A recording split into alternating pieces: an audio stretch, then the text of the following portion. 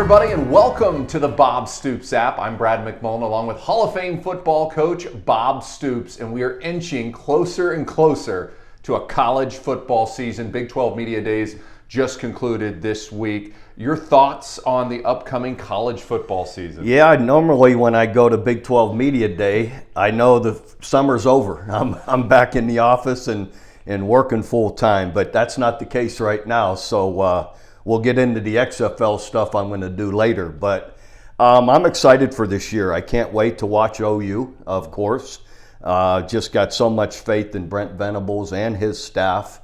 A bunch of OU former players on the staff, but great coaches, great recruiters. I think that's really showing up here this summer. And so just really anxious for it, excited to look forward to it and can't wait. And I love just how positive they were about the upcoming season, the anticipation of being able to play that first game against UTEP. You know a little thing or two about a first game, being a head coach at Oklahoma. What are some of the things that Brent's going to have going through his head leading up to that game? Well, it was always I'm not a nervous person or a nervous coach, but I was very anxious for the first game because it's a new team. I don't care how many guys are back. There's always new pieces, maybe change in coaching staff, whatever. It's a new, adventure. And this is your first go at it. So I don't care, even in my 18th year, that first game gives you some anxiety because you want to see what your team, you think you know what you're going to be, but you got to see it. And I know for Brent, that'll be the case as well. He's got great experience, and even though it's his first game, I think just to see the team go out and work together is always a little bit of an anxious time, but they'll go out there confidently, and I believe they'll be ready to play well. Yeah, he may be new to being a head coach, but he's not new to big games and winning national championships at Oklahoma and also at Clemson. One of the things that they did point out is that 40% of his roster has never participated in an OU football game put on the jersey. That's got to be exciting for those kids coming in from all over this country to get to play here at OU. Yeah, definitely. Young players as well as transfers on and on. But they'll be prepared. There's a lot of practice that goes into it. They'll be ready for the moment. And some of these guys, even though they haven't played for OU, Dylan Gabriel has great football experience. He's been on the field and been a winner. And I think the same thing will come through with us. Yeah, thrown over 8,000 yards, 70 touchdowns. He's going to be ready, obviously, for game one. Now, one of the things that came out of Big 12 Media Days from the head of officiating for the Big 12, Greg Burns, is that the horns down symbol is still going to be considered a taunting penalty, depending on how it's used. My thing is the horns up a taunting penalty to us, the fans, or anybody? Because that's an offensive symbol to me. Well, if they put the horns up to our player, it sure ought to be. I don't know why absolutely. It wouldn't be. So, that's taunting as well. So I don't.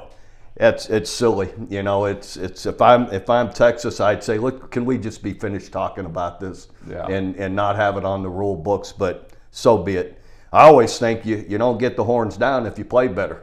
Yeah. So so when they're beating you, there's not a whole lot of horns down going on. Yeah, absolutely agreed. All right, so we've been talking about expansion with college football, a shocker, if you will, UCLA and USC now joining the Big Ten. Do you think this is the end of expansion or just the beginning of expansion? I don't think it's the end by any means. I don't think it's just the beginning, though. These conferences are filling up.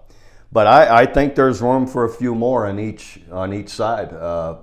Big Ten, all leagues, Big Ten, SEC, Big 12 can add more. So, I do think, just my opinion. I don't have any insight to it, but that it'll probably go to 20. Each league. Just guessing. You had the Power Five, right? You had all these conferences, different strategic partnerships around the country with bowls. Now, whether you like it or not, there's the Power Two. There's the Big Two. You've got the SEC and the Big Ten that are making the moves. My question is, when they wouldn't expand the playoff before with the Power Five commissioners, now wouldn't you just need to go talk to two people? And don't you think the eyeballs would be watching left and right if they had 12 teams from those two leagues playing? Sure, as well as, just think of the championship games that are going to be played there. Those are virtually going to be playoffs. So, the TV market drives it all, the TV market and the TV dollars, and that's the bottom line. And, and for us as well, time slots, make a difference. And so it's going to be, it'll be very interesting, but I believe there'll be some more movement. Yeah, it's going to be interesting to me. And again, people are trying to figure out ways to grow their brand, to get more resources. I thought it was interesting, though, it was just a year ago, and I know when you were on Fox Sports, you talked about this when you had the USC AD, UCLA AD, not being critical of Oklahoma and Texas, but they weren't applauding the move of Oklahoma and Texas going to the SEC. But now, boy, a year later, the roles have reversed. And they're more or less saying OU and Texas did the right thing by joining the SEC now that they're joining the Big Ten. Well, and what about that alliance they all had? It's all fine and good until you get a better opportunity. Yes. And that's the bottom line. OU and Texas were protecting not only TV money and markets, filling that we got an 85,000 seat stadium and skyboxes and all of that. That needs to be full every week. And that's major money. And I'm not sure, I think Texas is even over, they're like 100,000 people in the stands. You need to fill that stadium for the Kleenex that they're all going to need at those games. For there's a lot that goes the community, the university, and that's what you're protecting when you do this. And now, can you imagine the fan interest with the teams that are going to be coming up here to play? They're all national brands for the most part, not all. But anyway, I think that's even a bigger reason than what's been talked about, as well as maybe the possibility even having more home games. All of a sudden, you're having 7 games here in Norman, which would be great. Exactly. So anyway, there's, at the end of the day, it's going to be a really positive move. And we got out in front of it. I think our leadership anticipated very little in life stays the same forever. And if this, rather than being on the end of these moves, to be out in front of it, I thought was, our leadership group did a great job, I believe. Yeah, the Joes really knocked it out of the park. There's no doubt, and I think they position Oklahoma in a great position moving forward. All right, let's talk about timing. Everything you're hearing publicly, especially at Big 12 Media Days, is that Oklahoma and Texas are going to be here till 2025. But with all these moving parts, you've got these sources out there that are saying, hey, this may be the last year that we play in the Big 12 Conference or next year. And then you got Mike Gundy saying, Bedlam's got 2 years left. It's really hard to tell, but in the end, Oklahoma State needs that game a lot more than OU needs that game. I mean, we sell out, and we're going to be selling out. I don't know how many games they sell out if OU isn't there. I'm not sure. Maybe I'm wrong. Maybe they do sell out every game. But that's TV money for them, and that's assuring their stadium sold out for that game. And I believe in the past they've tied their season tickets to that game. They have. Now all of a sudden, if you don't have that game, I think OU, we're going to have a lot of big games.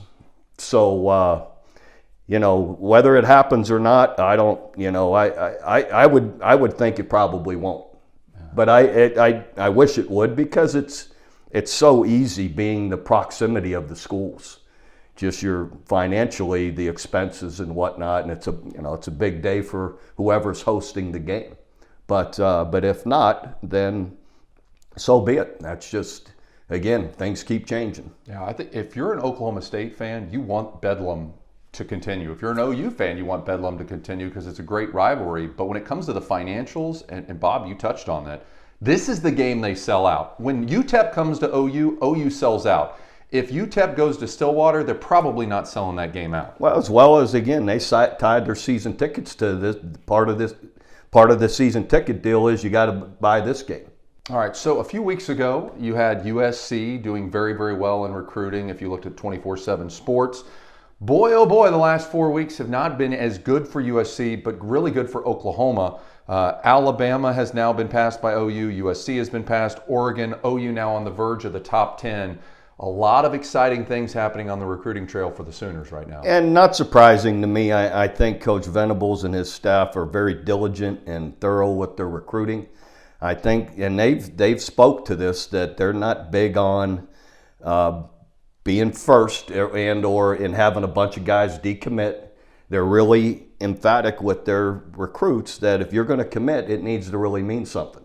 So Brent's been very, strong at saying that, and I think now that, he's allowed these other, these guys that maybe wanted to commit early. Look, you do your due diligence, see who you want to see, and we're going to be here at the end of the day, and they are, and they're showing. They do a great job in communicating with all these young people, and we've got a great program to sell, and it's only going to keep getting better. And we have a whole football season to play long before National Signing Day happens in December. But the reason why I mentioned USC is the head coach at USC, former coach at Oklahoma, said that one of the things that was attractive to him about going to USC is it would be easier for him to recruit from Southern Cal than recruiting in Norman. And again, OU is now ranked ahead of USC right now in recruiting. Well, again, there's a lot of time still remaining, but I think it's difficult to recruit anywhere because all of the competition. So you've just got to sell your school, your university, your history, your tradition, and and I think right now Brent's doing a great job of that at OU. All right, you touched on it a little bit at the top. XFL football coming up next year, exciting stuff. Any idea on the dates of when the draft will be? Sure, I'm going down here towards the end of July for another meeting with our management group, as well as in our ownership, as well as our other head coaches. But right now we're scheduled to have our draft in November, to start working with the players in January, late December and January, 5-6 weeks. And our first game will be the weekend after the Super Bowl, playing Saturdays and Sundays and occasional Thursday night games. So it's all coming together in a really positive way. We've got a great ownership group that's really, really dedicated to making this a great product. 10-week season with one playoff game and then the championship game. So looking forward to getting it going here as the fall moves on. It's going to be a lot of fun watching the XFL again. A fast-paced game, and again, great players. And I know you're going to be paying close attention to NFL cuts and rosters and different things to see what players are available. And that's why we'll have a draft in November, but I'm anticipating a supplemental draft later as well for players that are released later in the season. So, we'll see. That'll all start to be tied up here in the next few weeks. Going to be a lot of fun. Who's ready for more and more football? We should have it all year round, Absolutely. Right? That's right. All right, remember, for videos anytime, 24/7, just click on our video link. For Hall of Fame football coach Bob Stoops, I'm Brad McMullen.